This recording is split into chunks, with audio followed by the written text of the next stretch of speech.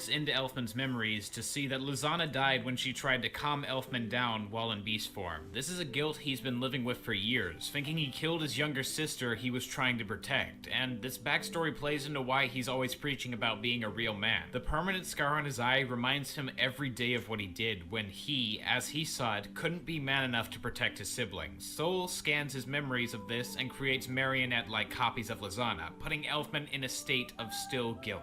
This gives Soul the chance to almost entrap Elfman in a rock layer that would have had him stuck in a cycle of remembering his tragic past. They can move, they can talk. Why would they have the same voice? What? They have her exact voice. This is a problem. This is not good. This needed to happen. And Mashima is such a bum that he couldn't put one other person just like, yeah, I'm his sidekick and I can do the mind stuff. This is terrible.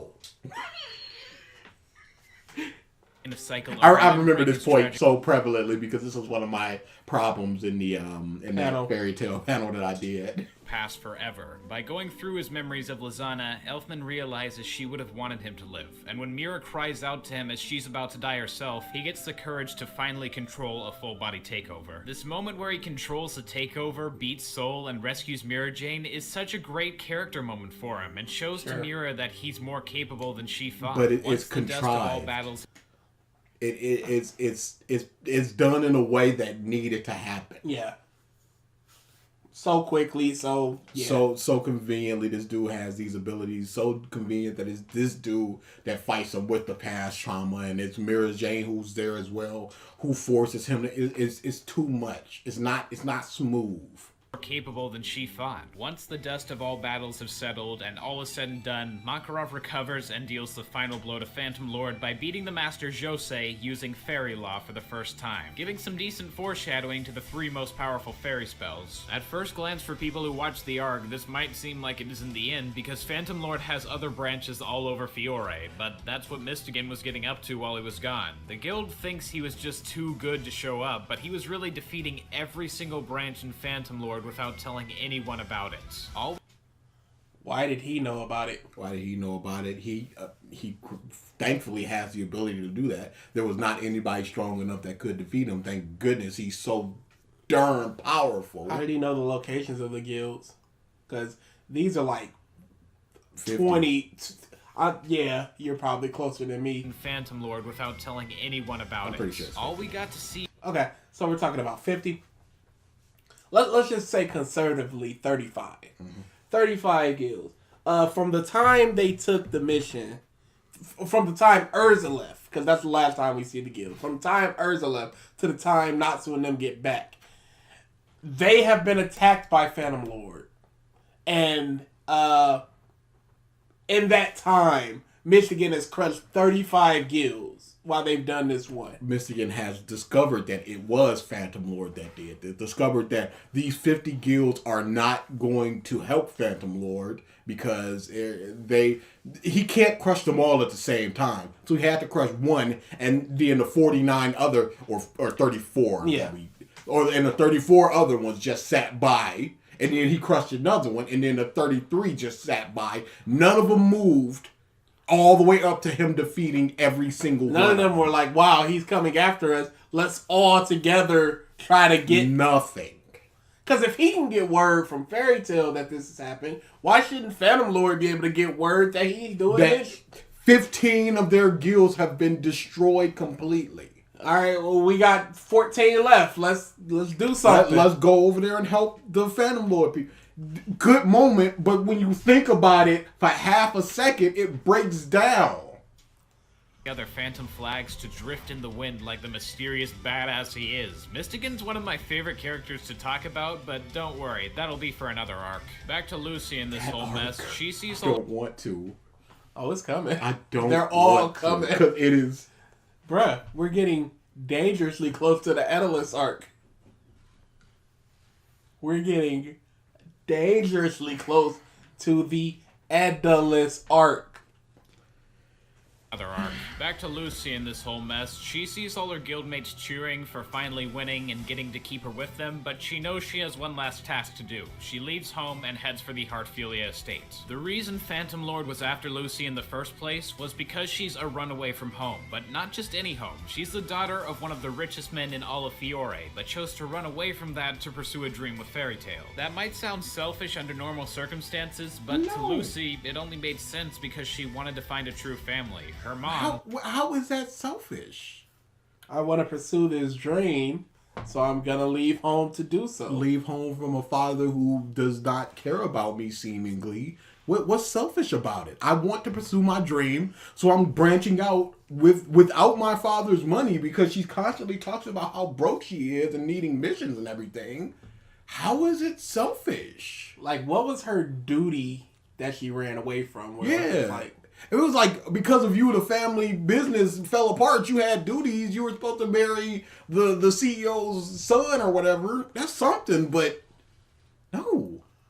Her mom, who was a celestial spirit wizard herself and gave Lucy her first keys, died when Lucy was really young. Growing up on a huge plantation with no other kids to play with, she first looked to her dad for help, but he was always working. The greatest summation of their relationship is when Lucy gives her father a rice ball of his face, sort of just to be nice to him, and he not only doesn't care, he reprimands Lucy for interfering with his work and yells her out of the room, not realizing that it's her birthday. He was never a father to her. Lucy How had selfish for her to staff leave. around, What a piece of she is at first glance. And some of her only friends to interact with were her spirits like Aquarius. Fairy Tail was such a big deal to her because despite not being there for long, she finally felt like she had become part of a massive, caring family. When Lucy does decide to come back, the staff all surround her and get her ready to meet her dad, but he himself stays at his desk, waiting for her to come up despite her being gone for over a year at that point. Once Lucy does get up, he starts out by scolding her for running away and joining a guild without a hint of remorse for how he treated her before. In fact, the only reason he wanted her was so he could marry her off to some other dickhead to expand his estate. Lucy obviously tells him off in this great moment where she rips off her dress and says if you come after Fairy Tail, she'll defeat him just like any other enemy. The chances to talk are gone now. Okay. Lucy leaving and all that stuff is still not unselfish. No, it's not. It's just fine that she did it because she should have did it. Yeah. There's nothing wrong with selfishness. And for all intents and purposes, it seems like this dude does not care about her and does not consider her a real family. As you said, it was just to sell her off to a CEO's daughter, a CEO's son or something. So why would she stay here as opposed to going to a place where she considers everybody family? It's funny we just said, it's not like it was exactly that. But she didn't know that. Yeah. Like any other enemy. The chances to talk are gone now because Lucy can't trust him, and this moment hit especially hard with me because like I said before, Fairy Tail isn't just the characters guild, it's your guild. And when a member of your guild sticks up for you above their blood relatives, it really helps you know just how strong that guild's bond is. She leaves her father's room for the last time and goes back to Fairy Tail as she should. What about all the servants that were family to her? What about them? I guess we don't really care about them because Fairy Tail is more family. Before I move on to the next big arc, though, we gotta talk about Loki. At this point, you've hopefully noticed all the members of Fairy Tail carry heavy emotional baggage that led them to the guild in the first place, and the show isn't done revealing backstories and motivations, but sometimes when the past of a character in Fairy Tail is revealed, I'm seriously shocked. You're telling me that Loki, the womanizing pretty boy who's been mostly absent from the series so far, has a not only tragic but well set up and foreshadowed backstory. Yeah, surprisingly. His arc only lasts 2 episodes, but it's shocking just how well paced it is. Up till now, we've known little about Loki. We know he's a womanizer, sort of gentlemanly below the surface, which is shown when he fights for Lucy and gets her keys back, and most importantly, he has bad relationships with celestial wizards and fears Lucy. The arc starts with Loki anonymously quitting the guild and breaking up with all his girlfriends after he tells Lucy he doesn't have long to live. She finds him at the grave of a celestial wizard, or more specifically, his previous master. Loki, it turns out, is a spirit himself, who was banished from the celestial spirit world after he supposedly killed Karen. What happened was he, Leo the Lion, and his friend Ares the Ram were both owned by an abusive user named Karen, who took out her frustrations on spirits in private. Loki tried to end the cycle by opening his own gate and demanding Karen releases the two from their contracts. I forgot to mention this, but when humans get celestial spirit keys, the user makes a contract with the spirit for when they can be summoned. Loki expected Karen to break, but after a month of not getting jobs, she... And that's a problem. It's a really big problem. Nah. Because time works differently in the spirit realm. Nah. It is a lot faster than in the human world. They spent, I think, a couple hours there, and 3 months passed in the human world. So, Lucy summons something on, let's say, every Monday. They're getting summoned every couple of minutes, it seems, if time is working like that. That doesn't make sense. Because we see her setting up a contract like, can you do Mondays? Can you do Tuesdays? What is the time? What is a Monday? What is a Monday to them? Do they have a clock that just goes, okay, now at this minute it is Tuesday. And in 10 minutes it's going to be Wednesday. What is the Earth to spirit ratio for that? They definitely said it. I don't remember if it was a couple hours or if it was a day that they spent there, but I remember 3 months passed because they said we have 3 months. It might have been 3 or 2. 1 day is equal to 3 months. 1 day is 3 months. So you could break that down, hours and minutes and whatever. So 3 months, 90 days, 24 hours. Let's take that a tenth of that. 2.4 hours is 9 days. Tenth of that, what would that be? Yeah, whatever. 2.4 hours is 9 days. That's pretty disgusting. They're getting summoned several times a day. Just, it's insanity.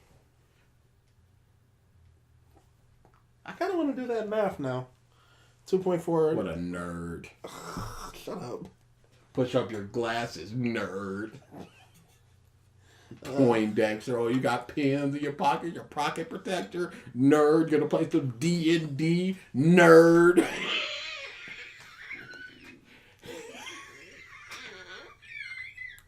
You know what? I was gonna say, oh, look at them buck teeth, you nerd. But I was just like, I wear glasses and I have buck teeth.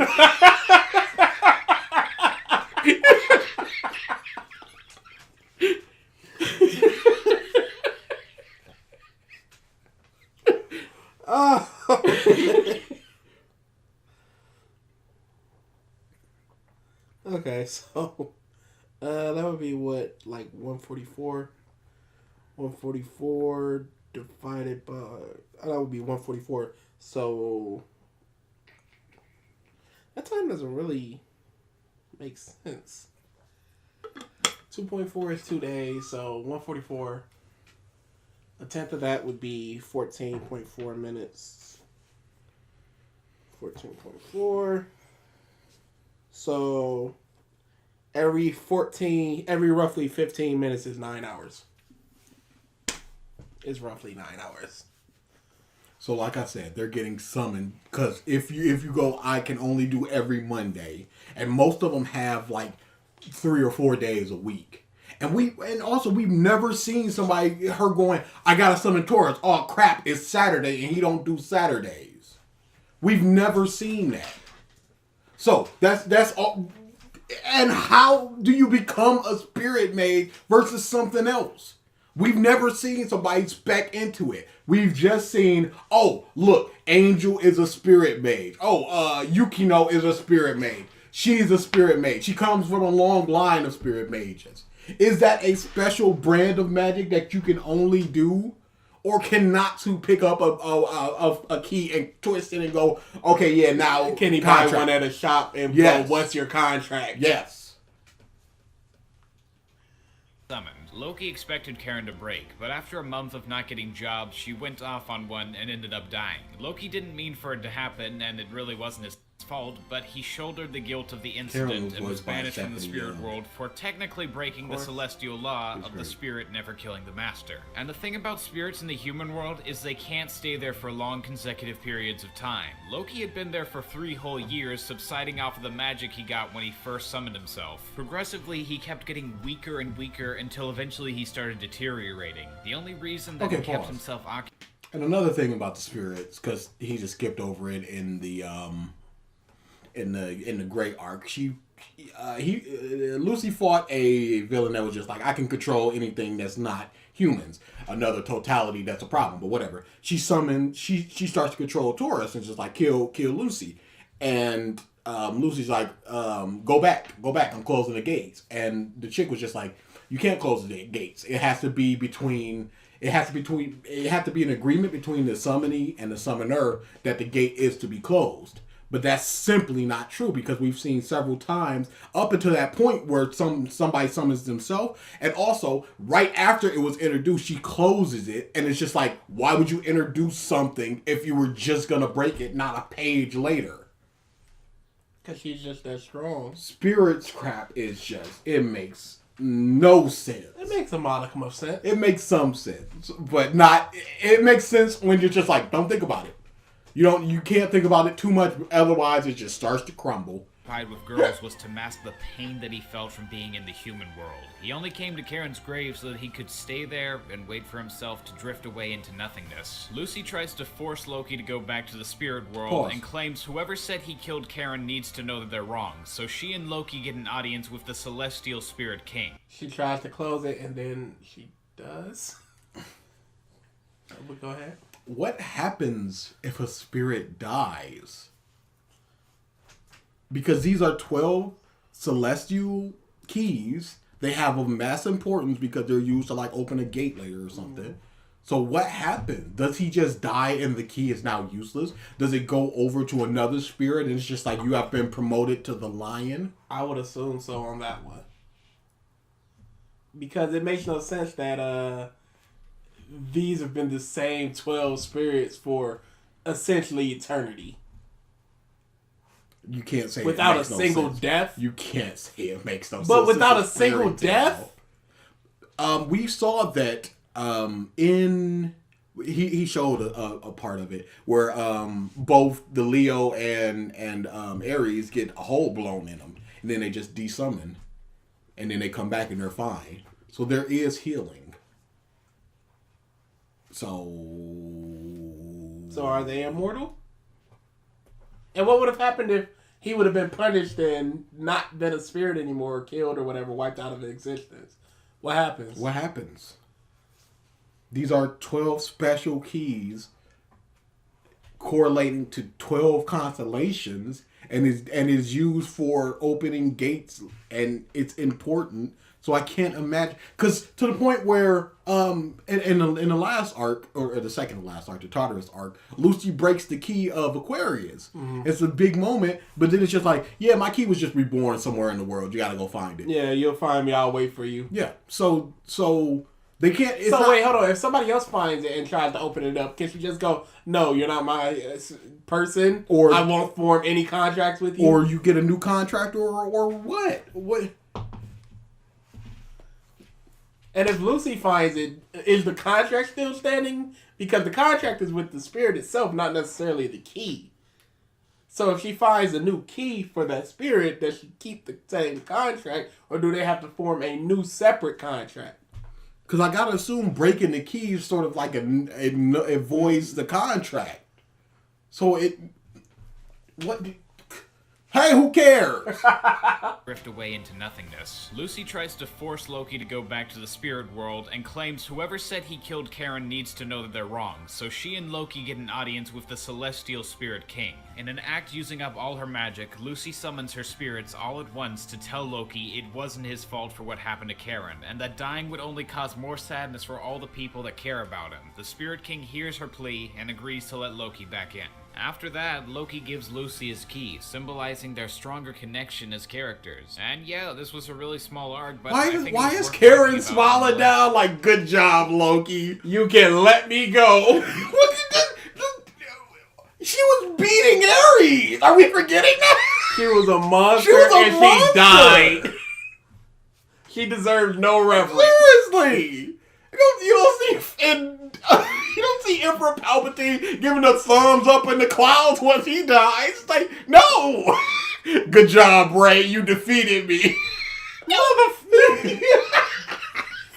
What you doing? I don't want to see you. How did you think I was gonna feel? What are my reactions supposed to be to this? She turns her head and it's Luke, Leia, and Palpatine. Am I supposed to clap? Like, what the?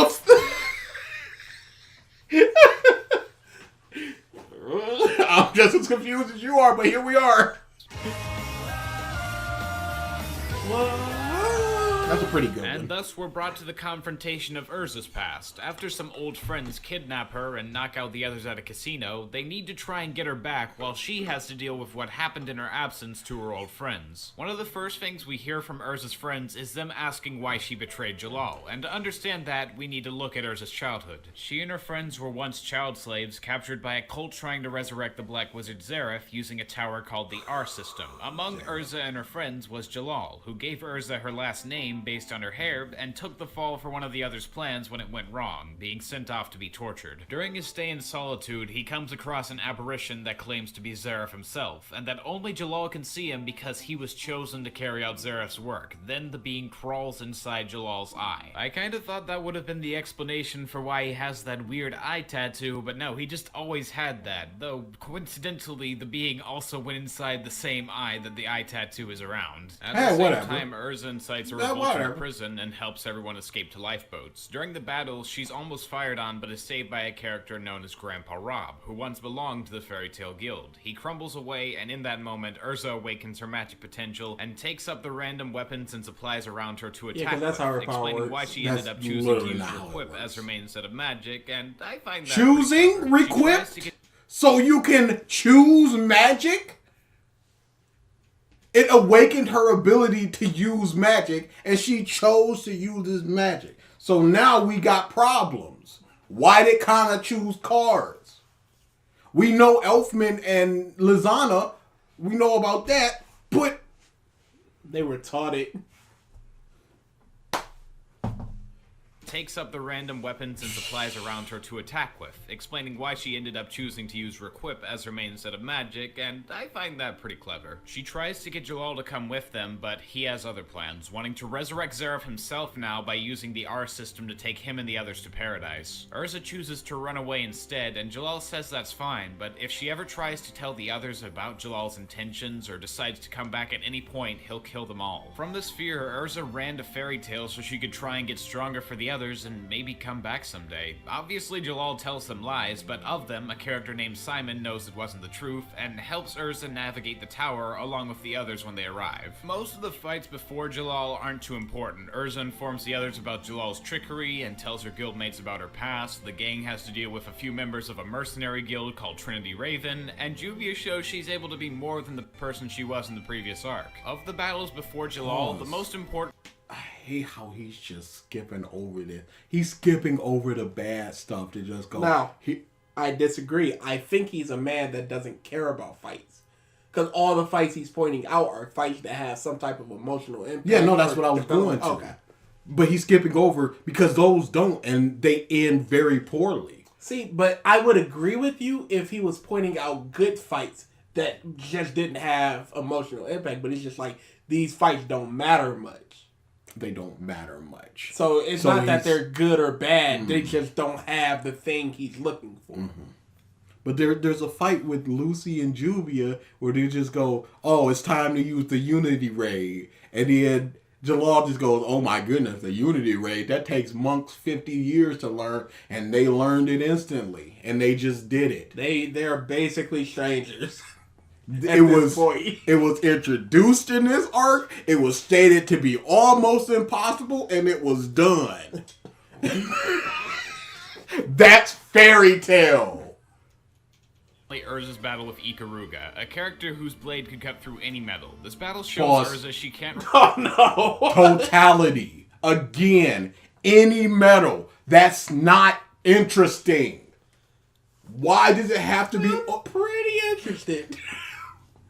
give limitations and go work around these limitations? That's pretty limited. Erza has like, I looked at the Wikipedia page. It is like 30 armors that she showed.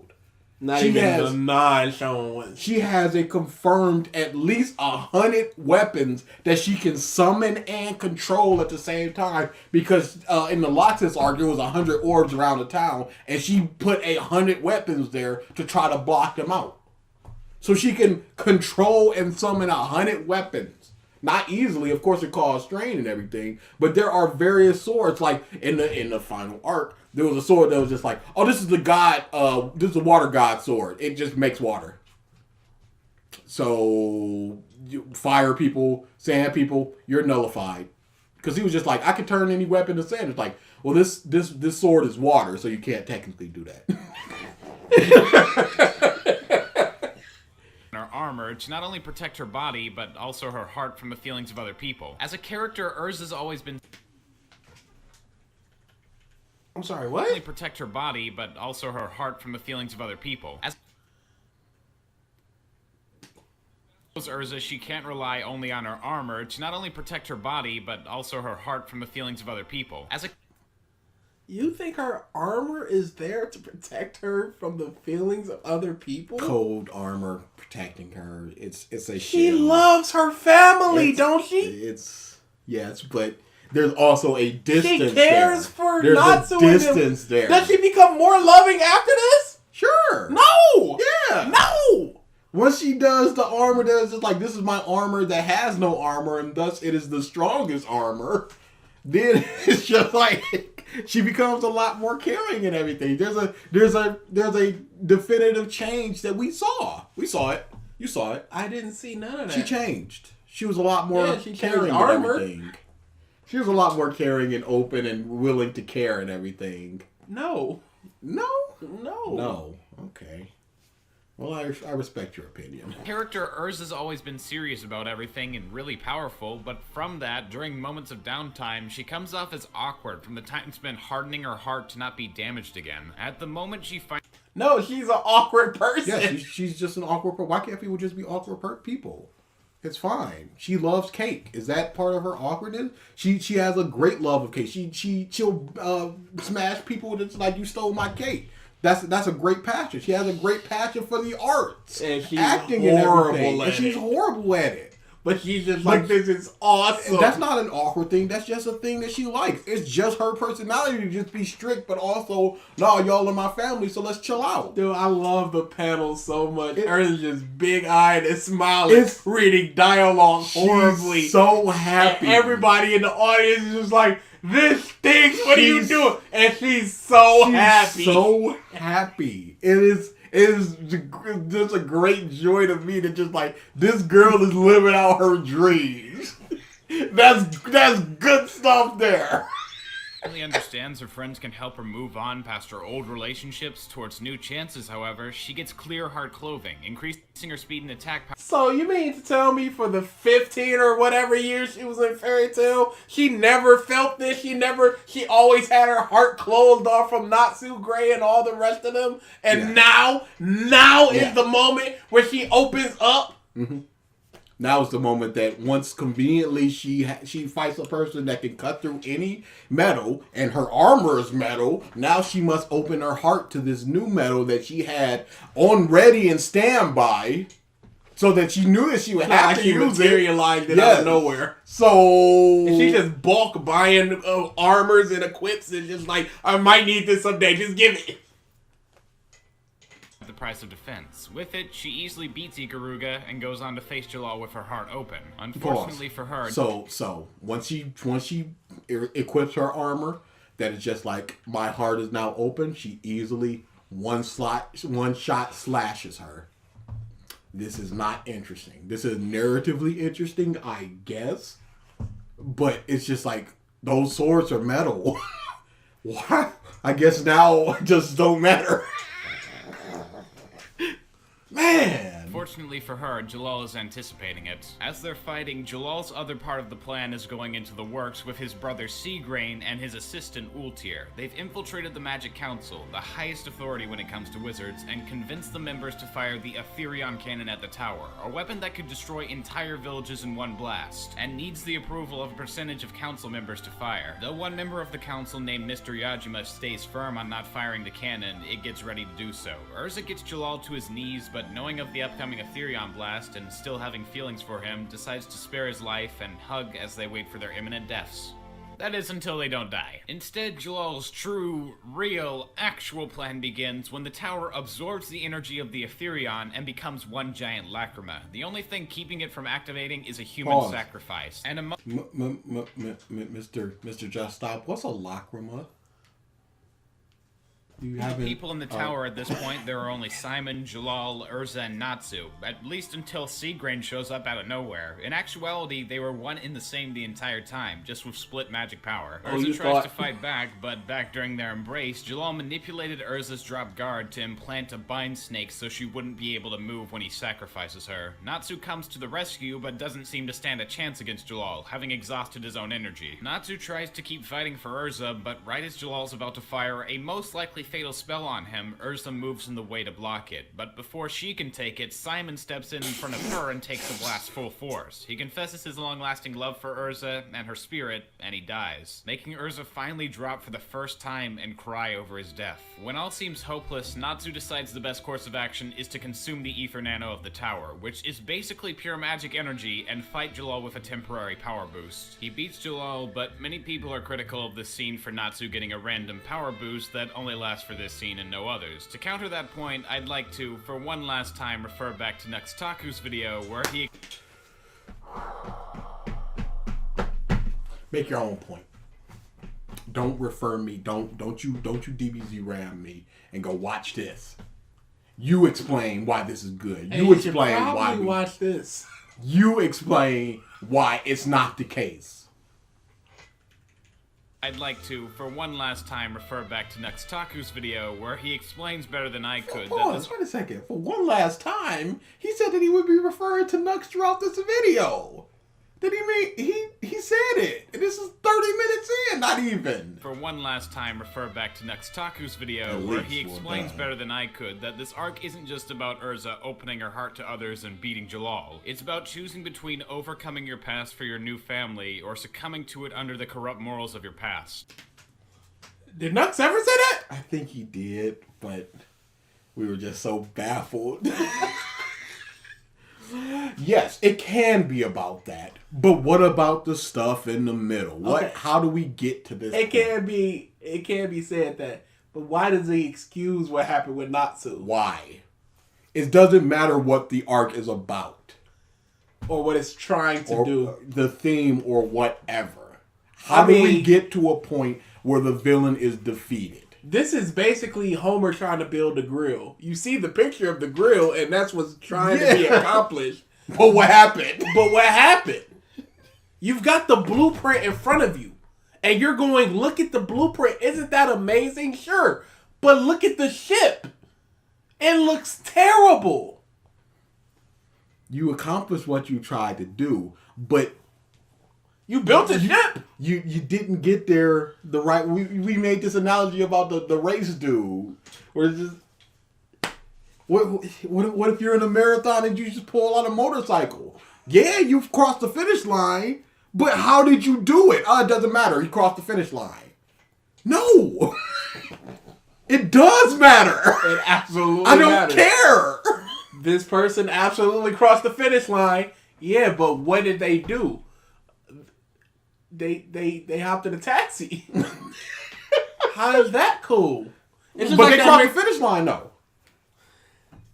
Did the person that didn't run the entire thing not get stripped of her and medal or whatever? Beating Jellal. It's about choosing between overcoming your past for your new family or succumbing to it under the corrupt moral. So if somebody just like, I was beaten throughout my entire life.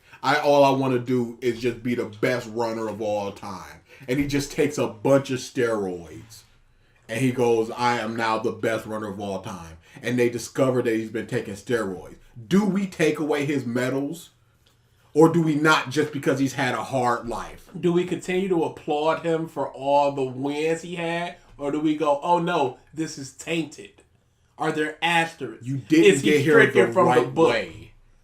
Lance Armstrong, are we still applauding everything Lance Armstrong did and went through? Or are we going, he took a bunch of steroids and now all of it is tainted? The beginning, the middle, and the end are all important. You're going, look at the beginning and look how the end ties into it. But what about all that middle part?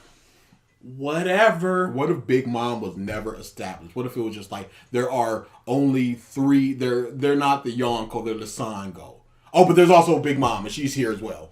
And now the Big Mom arc is going on. I'm the secret 4th Sanko. That would be terrible. To make us the Yonko. And if everything happens the same way, I would still go, that is terrible. Because the beginning, the middle, the end, everything matters.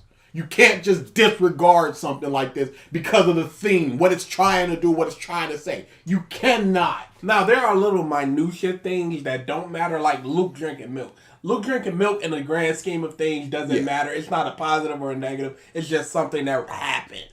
It's nothing to lower your opinion of said thing just because he drinks milk or whatever. Mm-hmm. But just going, oh, people are critical of this Natsu scene, but the story itself is about... No, the scene itself, that's what we're talking about. Why are you bringing evidence B to counter problem A? The arc was resolved because of bullcrap. I don't care if you think it doesn't matter because it accomplished the goal. Of your past. Jellal is everything Erza stands against, and used their bond as a way to manipulate her and the other slaves. He used her and tormented her mind to the point she was left crying. Natsu standing up for Erza and her set of principles in the name of her true family is one of the most fitting ways to conclude that message. He shouldn't be stronger than Jellal. He should lose, but he doesn't. I won't say this scene is perfect.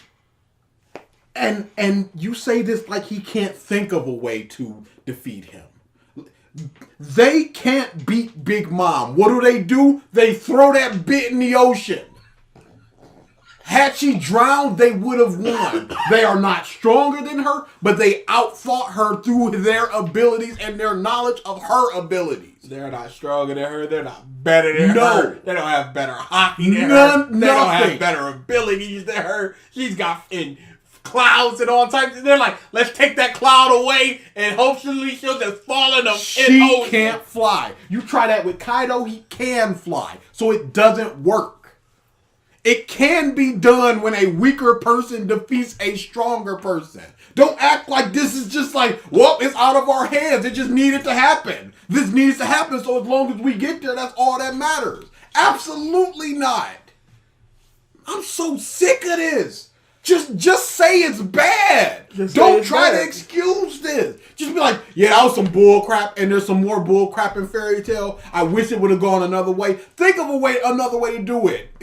Have Jellal have a weakness. Just like, oh, I can't do the bind snake and any other magic. So he has to release the bind snake on Erza and put it on Natsu. And then while Natsu binds it up, Erza's coming up, and then they're fighting, and then she weakens him, and then Natsu does the finishing blow because it's just like, oh, I'm gonna do this big thing. Oh, or even bind snake, like if you touch somebody, you can transfer it over to them. Yeah. So they're just holding on to each other, so they both got half. So it's just like working together. We were able to take half of whatever. I don't give it. Oh, and also if I touch you, the bind snake comes on you. There are ways to do this. Don't just say whatever, because you're just whatever in this. We're smarter than this. We're better than this. Natsu should lose, but he doesn't. Why doesn't he lose? Well, because he just ate a bunch of magic and got really powerful for like 13 seconds and beat him. Okay, what are the repercussions? Absolutely nothing. He is fine in the next arc. What are the repercussions of Guy doing the 7th gate? He was crumbling to dust, but now he's in a wheelchair for the rest of his life. That's something. But these are no repercussions for him to get immeasurably stronger than somebody who is on the level of one of the 10 Wizard Saints and on the Magic Council. He should be stronger than Jellal. He should lose, but he doesn't. I won't say this scene is perfect, but the emotional resonance surrounding it is... Shut up! I don't care! The mechanics of it is terrible! You can have emotional resonance and still be good. Why do people think this is separate or something? Excuse how bad it is because it had great emotional resonance. That's no, not how about works. I get something good that also has emotional resonance? Both can happen. Both can happen. Then and instead of going, it's bad, but at least it had emotional resonance, you're going, it's not perfect. It's not perfect. But it has emotional resonance. No, it's not even good. It's not perfect. That's just your way of saying it's bad. That's so flowery language. That's every time somebody's just like, every time somebody's speaking positive or negatively something, it's just like, it's not perfect, which just tells you they think it's bad, but they're not going to say it's bad. Yes. It's not the worst thing in the world, which means they think it's kind of good, but they still can't just say it's good. It's insane. Say what you mean. And just say, this bad. It's not perfect. Get that trash Ivor. Trash! I cannot believe this. It's great. After This is the end of the arc. This is not some bum. They needed a way to defeat this undefeatable Jellal. And then they just did it. They just did. doesn't. I won't say this scene is perfect, but the emotional resonance surrounding it is great. After everything finally cools down, Erza's past and present collide together in a party where she can accept and cherish both now that the meddling influence is left. Ultimately, Erza's old friends decide to leave instead of joining Fairy Tail, but she makes sure they don't leave without a touching goodbye. It's sweet, humbling, and a perfect way to cap off one of my favorite smaller arcs in the series. Right when the gang gets back to Fairy Tail, some big changes are happening to the guild. Gajiel, along with Juvia, have become new members of the guild, and at first Here's another problem I have with Fairy Tail. And especially early on. It's like every arc just rolled into the next arc.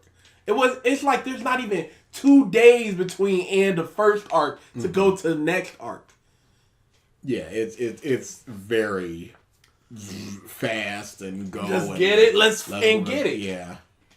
towards the idea, but Levy, out of all of them, has chosen to forgive Gajiel, so they choose to tolerate him. That is, other than Jet and Joy. These guys are the two that were hung up along with Levy, and to get their own revenge on Gajiel, they attack him, and think he's all talk when in reality it becomes clear he just isn't fighting back. Levy reasons he's doing this to gain their acceptance, and is confirmed when Loxus shows up, absolutely beats on Gajiel, and almost hits Levy when he gets back up and defends her. With Loxus's arrival, he wants to make some big changes as Guild Master, starting by taking it over with his small set of friends, the Thunder God tribe. His reasoning is the guild has gotten the reputation of being weak, and he also still holds a grudge against They're the number one guild. What is strength to you? What more do they need to do? What perception of weakness did they project? Yeah, we probably saw a scene or two that was just like, oh, Fairy Tail kind of bums, but is that enough?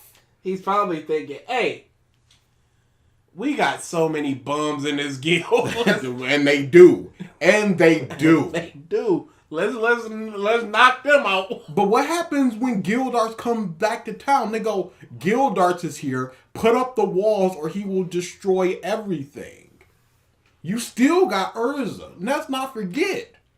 Grandfather Master Makarov for kicking out Loxus' father when he got up to some shady shit. He starts his takeover by freezing all the girls with the Stone Eyes ability Evergreen has, under threat of shattering them so the guild complies, and he uses his right-hand Freed's enchantments to not only keep Makarov from interfering, but also so traps can be set up around the city where members of the guild have to fight against each other. For some reason, Natsu and Gajiel also can't leave, even though the enchantment only keeps people over 80 in the guild hall, so this gives some subtle foreshadowing in advance to when things come back up. Erza is able to break out since one of her eyes is artificial, so Evergreen's spell didn't completely work on her. She goes after and defeats Evergreen pretty easily, getting all the girls freed, meaning Loxus has to get some new hostages. To achieve this, the Mad Lad puts Thunder Lacrima all around Magnolia that'll... Why does everybody keep saying Mad Lad? Because it's a funny. Mr. Just Stop, what's a Lacrima? Again. Any guild member goes off for help. Just one of these exploding is enough to seriously damage the attacker, so they have to obey or Magnolia is just gone. All the girls go ahead to fight other than Levy, who stays behind to rewrite Freed's enchantments to get the Dragon Slayers out. First, Gray and Lucy beat this guy Bixlow. It's a standard fight, nothing too worthy of note. Next, Kana and Juvia get caught in one of Freed's enchantments, and like all the others, are forced to fight. Juvia defines her character some more, and really cements herself as a member of Fairy Tail when, instead of fighting, she attacks the Lacrima above. So she can fall instead, because of course, true family doesn't hurt each other. After this, Mira Jane shows off her magic for the first time, and we finally get to see what her takeover power is, that being demon takeover magic, and it's just as awesome as it sounds. With all his minions beaten, Loxus is steaming mad when Mystigan of all people shows up. Natsu, Gajiel, and Erza also show up as they're fighting, and that's when we get the big reveal of Mystigan. He's Jellal, or should I say, he is a guy that looks like Jellal. Pause. Foreshadow. And so at this point, we have 3 separate Jellals. And No, here, 2 of them joined back together, so now we only have... on screen, there were 3 people that were just like, I am this dude. And those 3 people are all Jellal. Yeah. Jellal is the worst. I'm not saying he's the worst thing. He's not perfect. We can agree on that. Jellal. Foreshadowing. There's a surprising amount of it so early on in the story. Well, anyway, Natsu and Gajiel fight him together. Isn't that what foreshadowing does? It's got to be early, otherwise... Yes. Okay. And while doing so, they realize Loxus doesn't just use lightning, he's also a lightning dragon slayer, but he wasn't raised by a dragon. His father actually implanted a dragon lacrima into Loxus as a kid, so he'd be valuable as an asset later on. He's what's called... You just brushing over that. What is a dragon lacrima? How does one obtain it? How does one implant it into somebody else? How did somebody create it? You can't just brush over that because he is one of the most powerful wizards in Fairy Tail. He goes up against one of the 10 wizard saints, number 5 at that time, and beats him. And he's Earth element. Now, if we're going by Pokemon rules, Lightning, Earth, he should have the disadvantage. So you can't just go, he has this thing within him and it's not explained. You don't explain it, Mashima does not explain it, and it's terrible because it grants him such power, and we only know of like 3 other people that this happened to. We don't know, why isn't it just like, I have a very basic water lacrima that I'm implanting in myself, and now I have water lacrima, water abilities. Gotsarina has, I think he has 8 dragon lacrimas in him. Why does he get 8? There were 8 out there? 8 were created? What are dragon lacrima and why does he have 8 of them? Why doesn't Loxus have 2 of them? Why doesn't somebody have their own abilities as well as a dragon lacrima? Why not? If we're just doing this. If Loxus could take it as a kid with, I would assume, not very much magic at the time, why can't a fully grown adult who has been training for literally all their life get a lacrima in them? They have to be some sort of rare thing, but the show does not say it. Other than, oh, here is Loxus with one, here is Sting and Roll with one, and here is Godsarina with 8 of them.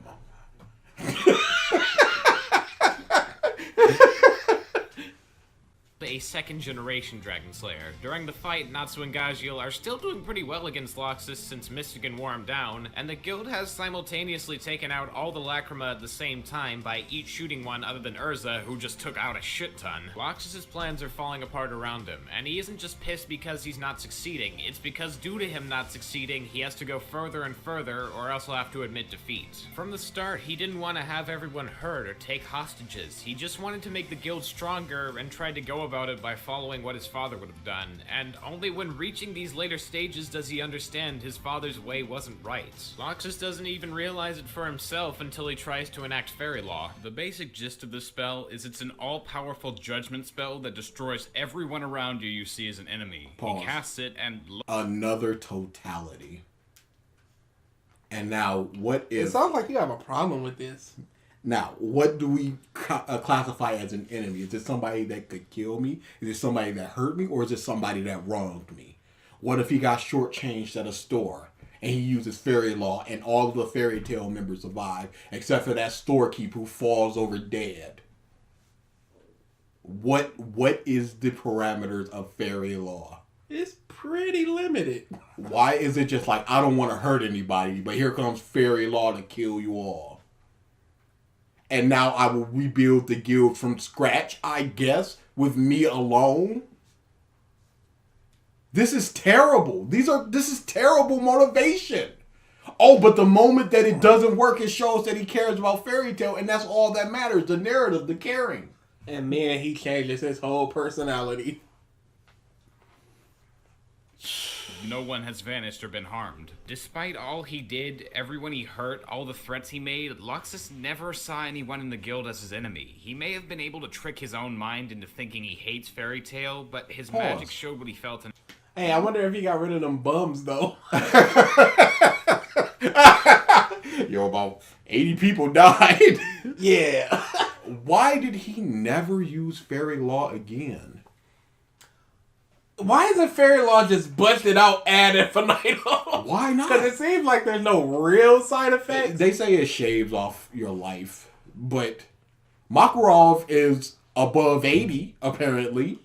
And he used it at least once, and he knows how to use it, and he knows the ramification, and he knows well enough to teach it to somebody else. Okay, does it shave off your life based on... Based on the number of people that you take out. Okay, that's what I was saying. Yeah.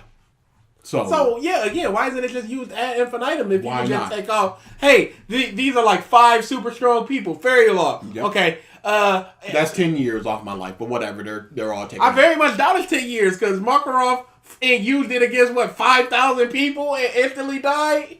Yes. But still, we have to think about it like that. Why fairy law is just so bad. His heart. In the end, Natsu and Gajio barely squeezed out a win.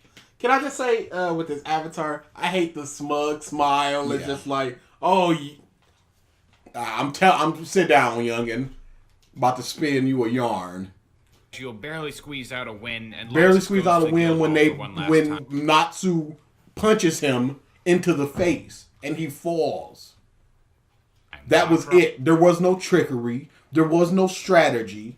He punched him, and Loxus, but it was a hard punch. the person on one of the 10 Wizard Saints level, the number 5 at the time, is defeated after a single punch from not even a powered up Natsu. And Loxus goes to the guild hall for one last time. Makarov does exactly what But he did that with doesn't Loxus' matter. father and excommunicates him from the guild, there on the spot. And Loxus was expecting it. Before he goes, though, Fairy Tail has one last gift for Loxus before he leaves. Back when Loxus came in and staged the coup, he and his friends were interrupting plans for the Fantasia Parade, a yearly celebration the guild takes place in. And back when Loxus was a kid going to the parade for the first time, he coined a symbol that Makarov could look for and see to know he's watching over him always, even though he can't see him. During the current parade, all the Fairy Tail guildmates pulled up that same symbol for Loxus. He had a misguided way of trying to improve the guild and took things way too far, but the others understood that, and though he had to leave, they gave him one final message letting him know their bond. Do they know what that means? They forgave him because they're family. And they know that he was just Then why is he expelled? Because there's still let's just call it a fairy law that needs to be enacted. Can I see the rule book? No, you may not. Because he came back. Yes, he did. Expulsion and banishment are 2 different things. Yes, he they are. was expelled. Yes. Which means you can't. Which means he can come back. No, you cannot come Yes, back. you can. He did. Why did he come back then if he was expelled? Good point. So he can come back if he's expelled, correct? So because it happened, Yes. It did. that is yes. exactly. That is the reason why it happened, because it happened. That's some king. That's the privilege. excuse that it happened, because it happened. What's the 27. issue? I love this scene, and after he leaves to go and find himself on some distant journey, Loxus will just continue to grow as a well-developed character from his somewhat generic base as just some douche.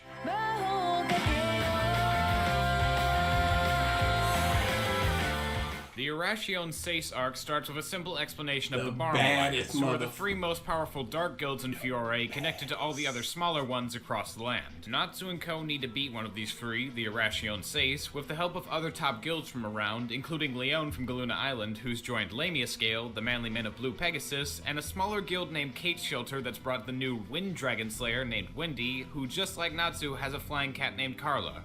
Or it might be Charley or Charley or something like that, but that's much harder to pronounce as you can see, so I'm not gonna say that for the rest of the video. It might seem excessive for 4 guilds to be called in just to stop 6 people, but you'd be wrong as hell because these guys aren't to be messed with. In the beginning, the whole crew gets ambushed and their asses are whooped, Erza is poisoned, and Wendy is taken away to heal someone for the Sace. These guys aren't just strong wizards either. Each of them, other than the leader, were slaves to the R system's construction, and each holds a prayer for what they want out of life. Their main goal, however, is to use an ancient weapon called Nirvana to destroy other guilds. This arc is around the point where there are a shit ton of fights in each arc, so I'll mostly be breaking down those individual battles. The first major one is Gray and Leon versus Racer. In the beginning, they have a difficult time even touching him because he's so fast. Then Leon notices something and decides to freeze Gray up high and take on Racer on his own. He's about to be beaten when Leon explains what he noticed was a bird was moving unnaturally fast, thus concluding that Racer wasn't actually speeding around, he was just altering their perception of time to make himself look faster. And with Gray out of Racer's range atop a point, he got a perfect sniper shot. When Gray reaches Leon, Racer tries to blow them both up using some bombs, but Leon takes a hit and is able to survive. To the left. This battle doesn't have anything major emotional-wise, it's just clever and I wanted to mention it since it shows both Gray and Leon's determination and ingenuity with ice magic. And what was Racer's prayer? To be able to run away so fast people couldn't see him. Elsewhere during this battle, it's revealed the Sace were able to find Jellal's body in the remnants of the R system, and they want Wendy to heal him with her magic. She shows herself to have a history with Jellal, so she heals him. Real quick, Wendy's story is that after the dragons disappeared, she wandered around until she found Jellal, who was really kind to her, and they traveled together until he left her with the guild Wendy now resides. No pause. Another mother... that's just like Jellal, though. So, since the Tower of Heaven, where he was a prevalent character, that arc was about him, and the next arc is like, oh my goodness, Mystigan is Jellal, and now it's, oh, the newest Dragon Slayer has a history with Jellal, and you know what the next arc is? Oh my goodness, it's Mystigan's arc where he's in the Atlas. So it's 4 arcs where it's like Mother in Jellal, though. The worst. Why is this here? It's pretty good. Just to have this emotional moment of, oh my goodness, I know him and thus I can't or cannot heal him. Whatever. I hate Jellal. He's nothing. He seemed like 4 things. And Kate Shelter. Unfortunately, whether this story is true with the Jellal we know can't be found out since he's actually lost his memory with the high levels of ether nano he hung around for so long. Yep. I sometimes roll my eyes at memory loss because it's kind of a worn out trope, but it works for Jellal specifically. There's nothing wrong with a trope, and how many things do you know that has actual amnesia in it? It's all about how it's done well. Bruh, Big Mom losing her memory was fantastic.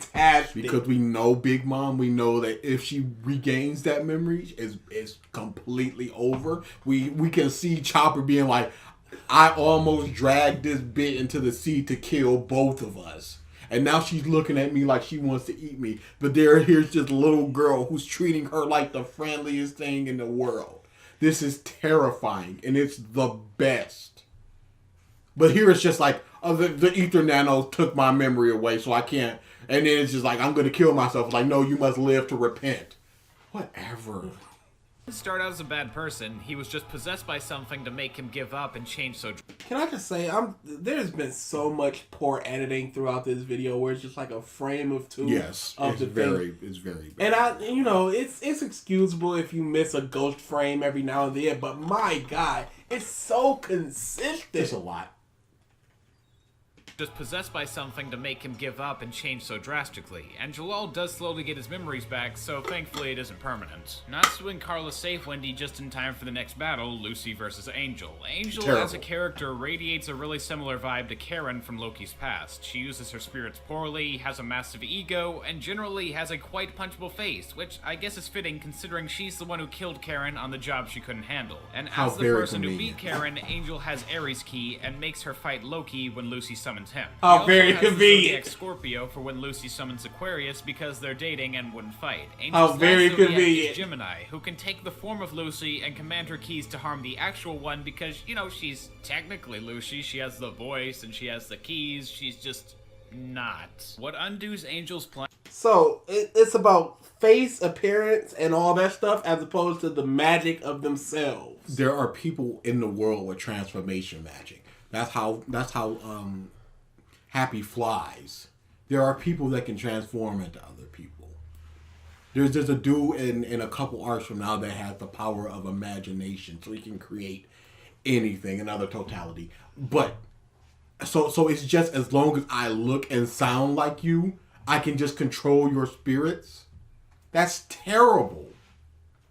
Is when Lucy cries out for her to release Ares from her contract, to find her own happiness and not take Lucy's own spirits if she dies. Gemini doesn't deal the final blow because they envy her spirits and the love Lucy gives to them, whether it be sticking up for or fighting alongside them. Angel only ever used her spirits as tools, so they never felt that kind of love from someone. It looks like Lucy might be killed again when Hibiki of Blue Pegasus shows up. Normally it would be a good thing, but before this fight, a confused Jellal tried to stop Nirvana from activating by using a destruction circle. He didn't know what Nirvana was, or even he was, just that he needed to destroy it so evil couldn't take hold. Erza finds him in an amnesiac state and tells him to not dare forget his past sins, and that makes Jellal cry out of possibly hurting an ally, and believe the best way to pay for his crimes would be to put a destruction circle on himself as well. For a moment, it looks like Jellal is going to die stopping Nirvana, but Erza reprimands him for basically running away from his forgotten sins instead of trying to repent for them and give his all towards that. Rain, the leader of the Sace, appears and is able to disable the seal rather easily, because in a twist we learn Brain was one of the heads of the R system, and taught Jellal the magic he knew after he was taken over by Zareth. Or should I say, Ultir impersonating Zareth. Remember Ultir? The girl subservient to Jellal on the Magic Council when he was Seagrain? Yeah, she was actually pulling the strings from the beginning, and works for Grimoire another one of the three. Who could possibly care?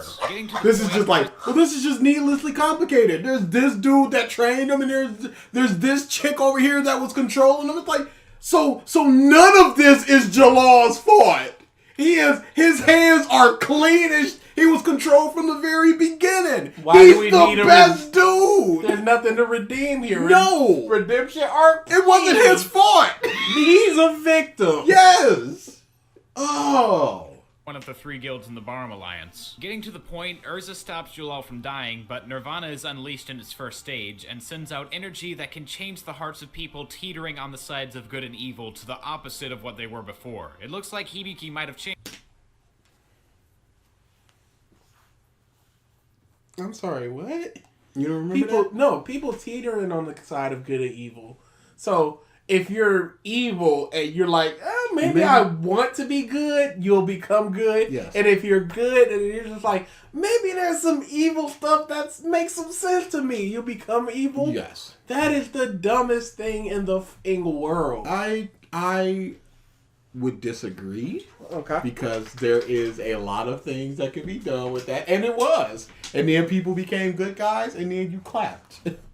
Okay, but what is the percentage of good you need to be? Like if it's 50% in the middle, and then you're at like 65% good. Somebody cuts you off in line. It's like, oh man, I wish that bit would get hit by a car. I'm evil now. And then, oh no, I'm flipping. I'm good. And do you become proportionately good till you're evil, or do you just become 100% good? So if you're 45% on the side on the metric of good and evil, and you're 45% over there on evil, do you become 100% good? And if you're 55% on the good of the scale, do you become 0% and become evil? I mean, Hibiki was about to choke out Lucy for free, so it has to be just like for free. I'm just the evil. Let's do whatever. And the bad guy was just like, oh, everybody love and blah. Yeah. but really he didn't. He was only going behind Lucy so he could use his archive magic, basically Google, only available to a few magic users, and upload how to use a certain spell directly let's into Lucy's explain brain. explain this Info away. helps her beat Angel for the last Explain this away. Come on. No, press play. I want to hear him. No, I want to go back a little bit. magic users, and upload how to use a certain spell directly into Lucy's brain. The info helps her beat Angel for the last time, whose prayer was to fly away into the heavens like an angel, held back by her wicked ways of trying to achieve that. Of the people who are affected by the energy, So just nothing there. So this dude comes up and goes, I'm going to implant this unbelievably powerful spell in your mind, and that spell is going to defeat this person that you cannot defeat. And now we are moving on. Why doesn't he just do that for everybody? Why not for everybody?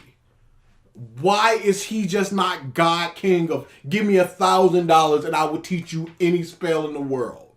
Doesn't matter about your magical abilities, because later she summons a Gemini and just like, all right, I don't have the exact amount of magic to use this, but between me and Gemini, who is also me, I do. So now I'm going to use this horribly destructive spell that isn't even in my magical arsenal or in the category of the magic that I use, and I'm going to defeat you.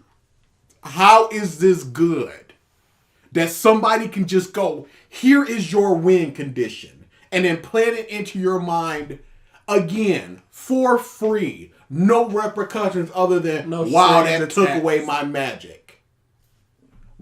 This is terrible. You could not think of a way to get over this, so you just went, here is this unbelievably powerful spell that you are going to use 2 more times, and that's it.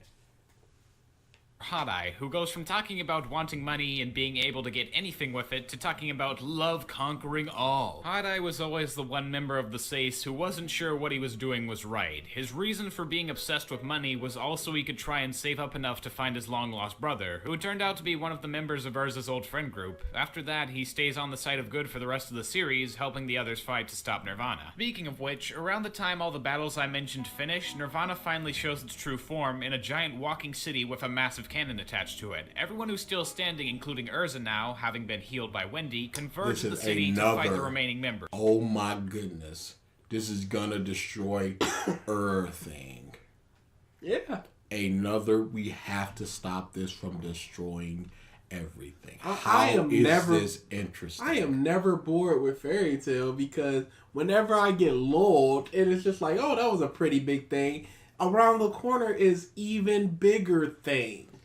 And there's always the bigger thing, and it's always good because I'm always going up. Small stakes are fine. They are perfectly fine. But he escalated so early that he has to keep going.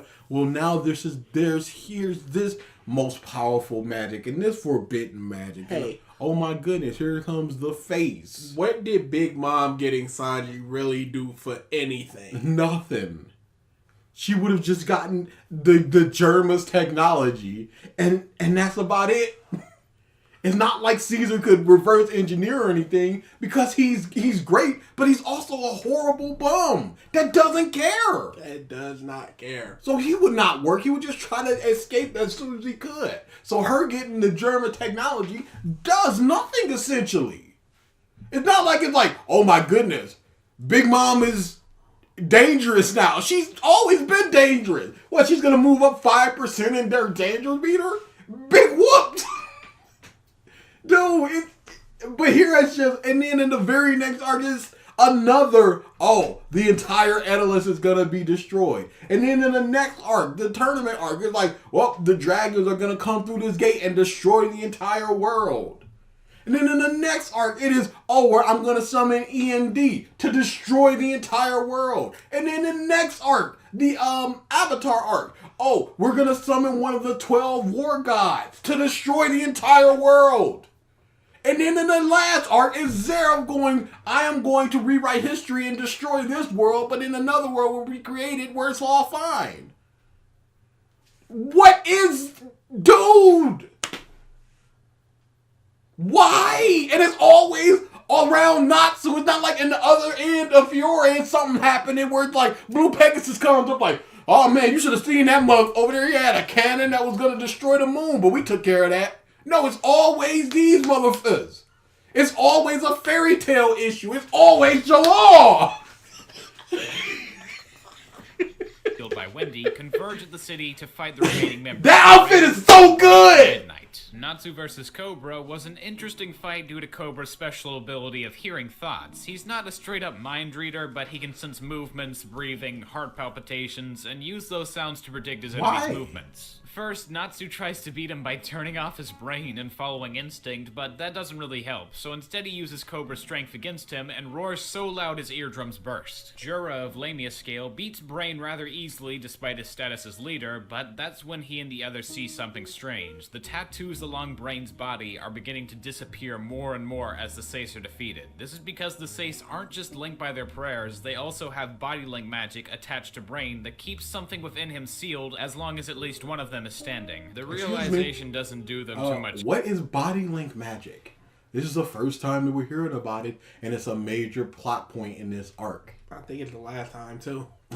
I wouldn't put it past her. Good, though, because Erza and Jellal are already taking Midnight, who uses illusions and manipulation magic to fight. Erza's able to beat him by using her artificial eye to see through his tricks and get a good hit in, but that's when a new person is released from within Brain, the true guild master of the Irration Seis called Master Zero. As far as fairy tale villains go, he's on the weaker side. He's just a guy who wants to cause destruction and starts by aiming Nirvana to head straight for Wendy's guild. Lucy, Natsu, Gray, and Happy gather to fight Zero after Jura gets knocked unconscious while saving the others from falling rubble, but they don't stand a chance already tucked out and lose. All seems lost when Nirvana reaches Kate's shelter and gets ready to fire, but from nowhere, bombs drop on Nirvana and change the trajectory just enough to save the guild. Those bombs come from members of Blue Pegasus, including Hibiki, and members of Lamia Scale, including Leon, flying the damaged vessel of Blue Pegasus, the Christina. I didn't mention it in the beginning, but Blue Pegasus had a magic-powered airship they were going to use in the fight, but it got blown up by the Irration Seis in the beginning, so this comeback was really surprising the first time through. Other than stopping the blood.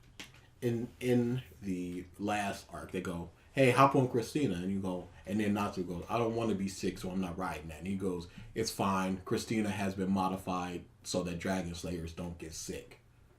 How? How indeed. But it is no longer an issue. How though? Yes. It's their perception. Yes.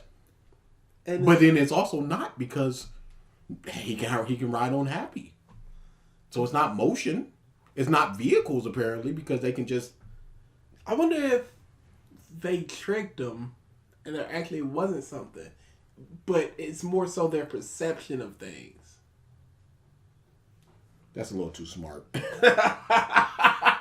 Heroes, no, they just went, nah, there's an anti-Dragon Slayer sickness Lacrima. That's all it is. Tale too much credit there. Hibiki came on the airship to inform everyone through his Google Hangouts feature, or telekinesis, that he found the weak points of Nirvana, 6 Lacrima attached to each foot of it sucking in magic from the earth. Take all 6 out simultaneously, and Nirvana, along with the cannon, is stopped. Jellal, Erza, and Ichia Blue Pegasus each take 1 Lacrima, but 3 more still need to get the others, and Zero is waiting at one of them, so someone will have to fight him. In a moment of desperation, all the members of the Alliance cry out for the 4 who fell to Zero to get up, and just like the Christina, the 4 beaten down members all barely make it to their feet through the encouragement of their friends so they can destroy the Lacrima. Natsu blatantly chooses the one that has Zero because they might not know which one he's at, but Natsu's nose can sniff him out pretty easily. When everyone gets to their respective Lacrima, Natsu picks right and faces off with Zero. At first, he's getting his ass kicked, then Jellal shows up. Now, at this point, Natsu doesn't know Jellal's forgotten most of his memories, so he attacks Jellal out of anger, and Jellal throws fire back at Natsu so he can eat it. Jellal came to the Lacrima because he remembered having wronged Natsu, and to make up for it, came there with the Flame of Rebuke.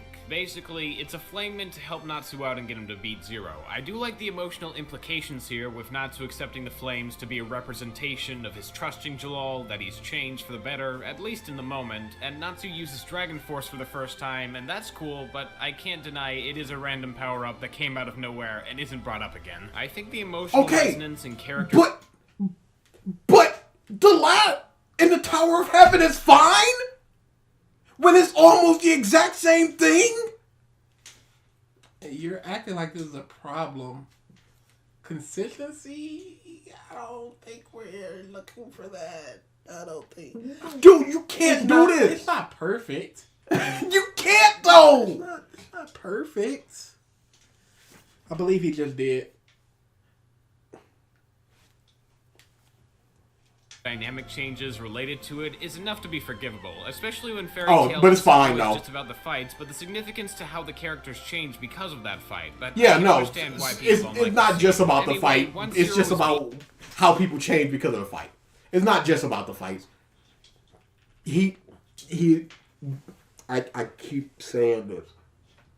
It's not just about what it represents. Yep. But, for analysis YouTubers, it seems like that's all that matters. Seriously. What does this thing... What is it What meant is it to trying do? to say about the characters? How does it grow? And yeah, he accepted Jallal's forgiveness in the form of a giant flame that powers him up to a degree that he defeats the villain that is never brought up again or never showcased again, and it unlocks his Dragon Force mode for the first time. It's like a parent coming to a kid's room and saying, clean it up, and they just push everything under the bed.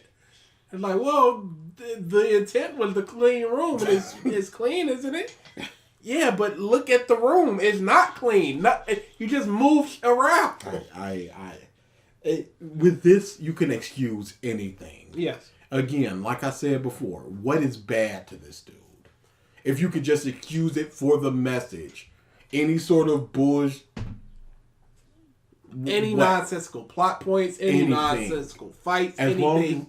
As long as it's narrative and it feeds into some sort of character growth or anything, you could just excuse or anything. thematic through line. And just go, it's not perfect, but it's done well enough that it's forgivable. Which were your words. So what's the point of even critiquing, analyzing anything if this is your mindset? If you can just say these things without going, here are ways that it could be done better, and just excuse that it's not perfect, and I can understand why people don't like it, but it's forgivable for what it does to the story. What?